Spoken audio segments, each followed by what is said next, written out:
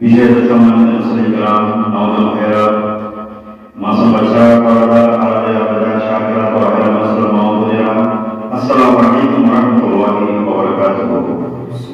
আল্লাহ পাক সুবহানাহু ওয়া তাআলা দরবারে শুকরিয়া জ্ঞাপন করছি, রব্বুল আলামিন জমাদিউল আউয়ালের দীর্ঘ 30 দিন অতিবাহিত হওয়ার পর জমাদিউল আখার তথা জমাদিউল সানি মাসের প্রথম জুমার নামাজ যে আল্লাহ পাক সুবহানাহু ওয়া তাআলা আমাদেরকে শক্তি, সুযোগ, সামর্থ্য দিয়ে জুমার নামাজ পড়ার জন্য সুযোগ করে দিয়েছেন, উচ্চস্বরে একটা করি আলহামদুলিল্লাহ। সম্মানিত হাজিরিন, আপনারা জানেন জমাদিউল আখার আমাদের মাঝে তশরিফ এনেছেন। এই মাস অত্যন্ত গুরুত্বপূর্ণ একটা মাস। জমাদিউল আউয়াল আল্লাহ রাসূল সাল্লাল্লাহু আলাইহি ওয়াসাল্লাম নামকরণ করেছেন জমাদিউল আউয়াল, অর্থাৎ প্রথম শীত। জমাতুল ইমাম আবু হানিফা রাহমাতুল্লাহি আলাইহি বলেন জমাতুল শব্দের অর্থ শীত। আল্লাহ রাসূল সাল্লাল্লাহু আলাইহি ওয়াসাল্লাম এই মাসটা নভেম্বর ডিসেম্বর দিকে প্রায় সময় এসে থাকে। এই মাস শীতের দিনে বসন্তের আগে হয়ে এই মাসের শীত, সেই জন্য এই মাসকে আল্লাহ রাসূল সাল্লাল্লাহু আলাইহি ওয়াসাল্লাম জমাদিউল আউয়াল অর্থাৎ প্রথম শীত এবং জমাদিউল সানি দ্বিতীয় শীতের মাস এটাকে বলেছেন। এই মাসের অত্যন্ত ফজিলত ও গুরুত্ব রয়েছে। মুহাদ্দিসিন কিরাম যে বিভিন্ন মাসের ফজিলত বর্ণনা করতে গিয়ে বর্ণনা করেছেন যে রাসূলুল্লাহ সাল্লাল্লাহু আলাইহি ওয়াসাল্লাম এই মাসে ঢোকার সাথে সাথে আল্লাহ রাসূল সাল্লাল্লাহু আলাইহি ওয়াসাল্লাম যে প্রথম জমাদিউল আউয়াল মাস প্রবেশ করে চাঁদ উদয় হয়, ওই দিন রাতে উনি 12 রাকাত নামাজ পড়েন। 12 রাকাত নামাজের মধ্যে প্রত্যেক নামাজের মধ্যে 13 বার কুল হুয়াল্লাহু শরীফ, কয়বার? 13 বার কুল হুয়াল্লাহু শরীফ। যে ব্যক্তি এভাবে 12 রাকাত নামাজ আদায় করবেন, মুহাদ্দিসিন কিরাম ইরশাদ ফরমাচ্ছেন, যারা ইমাম রয়েছেন, বড় বড় ফুকাহা কিরাম, মুফাসসিরিন কিরাম, ওনারা বলছেন আল্লাহ রাব্বুল আলামিন ওনার 1 লক্ষ সওয়াব ওনার আমলনামায় দান করবেন। আলহামদুলিল্লাহ। এবং 1 লক্ষ গুনাহ ওনার জীবনের মধ্যে যদি করে থাকেন 1 লক্ষটা গুনাহ আল্লাহ রাব্বুল আলামিন মাফ করে দিবেন। আলহামদুলিল্লাহ। আরেক বর্ণনার মধ্যে রয়েছে রাসূলুল্লাহ সাল্লাল্লাহু আলাইহি ওয়াসাল্লাম এই মাস যখন প্রবেশ করতেন তখন উনি একই দিনে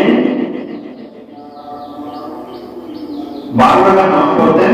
প্রত্যেক নামাজের মধ্যে সূরা ইখলাস 11 বার পড়তেন এবং আয়াতুল কুরসি 3 বার আদায় করতেন।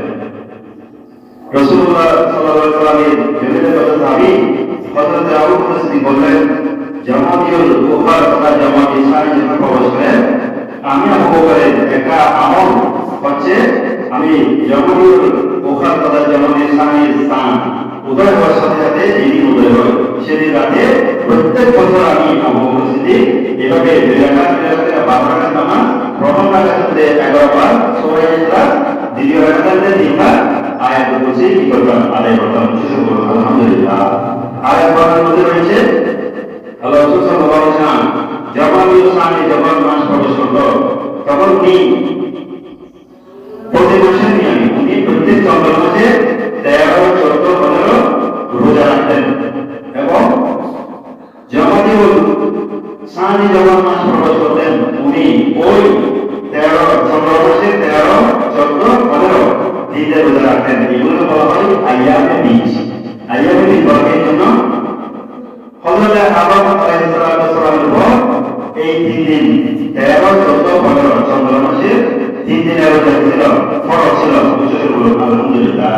কিন্তু আমাদের নবী সাল্লাল্লাহু আলাইহি ওয়াসাল্লাম মুহাম্মদের পর রমজান মুবারকের রোজা ফরজ হওয়ার কারণে আল্লাহ রাসূলের জন্য এগুলোকে সুন্নাত করে দিয়েছেন।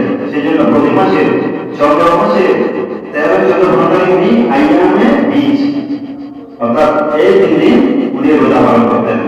পাশাপাশি আল্লাহ রাসূল সাল্লাল্লাহু আলাইহি ওয়াসাল্লাম বলেছেন, আমি রোজা রাখার পাশাপাশি এই তিন দিন করে মোট 12 রাকাত করে মোট 34 টাকা নামাজ পড়ি।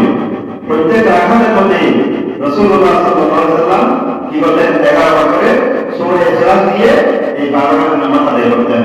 রাসূলুল্লাহ সাল্লাল্লাহু আলাইহি ওয়াসাল্লাম ফরমাচ্ছেন, যে ব্যক্তি এভাবে 13, 14, 15 তারিখ 3 দিন এই রাতগুলোর মধ্যে 12 রাকাত নামাজ পড়বে, কয় রাকাত করে 15 মাস পড়ে 11 মাস 15 বছর হেলা দিয়ে আল্লাহ রাসূল বলেন, ওনার জীবনের মধ্যে ওই দিন পর্যন্ত, ওই নামাজ আদায় করা পর্যন্ত ওনার জিন্দেগির মধ্যে যতগুলো সগীরা গুনাহ করেছেন, ছোট গুনাহ, কবিরা গুনাহ নয়, কবিরা গুনাহ মানে মিথ্যা কথা বলা, মা বাবার অবাধ্য হওয়া, চুরি করা, ডাকাতি করা, খুন করা, সুদ খাওয়া, ঘুষ খাওয়া, বড় বড় কবিরা গুনাহ, এগুলো যেন তওবা করতে হবে।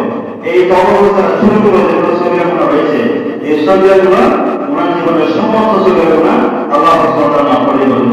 আলহামদুলিল্লাহ। যেহেতু জামাতীয় ইসলামী মাস আমাদের মধ্যে বসে ফেলেছেন, সেজন্য কিছু আমলের কথা বললাম। মা বোনেরা অনেক সময় এই নামাজগুলো পড়ে থাকেন, অনেক সময় এই রোজাগুলো পালন করে থাকেন, সেই জন্য মা বোনেরা যারা পারেন এই আমলগুলো করার জন্য চেষ্টা করবেন। সমুদ্রাদি আল্লাহ রাব্বুল আলামিন আমাদেরকে মুসলিম তথা মুসলমান করে এই দুনিয়ার মধ্যে প্রেরণ করেছেন।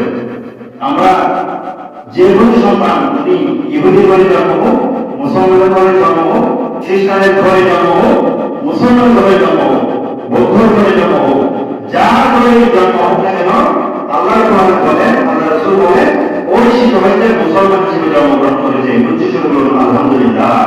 তার মা বাবাই তাকে হিন্দু মানে, তার মা বাবাই তাকে খ্রিস্টান মানে, তার মা বাবাই তাকে মুসলিম মানে।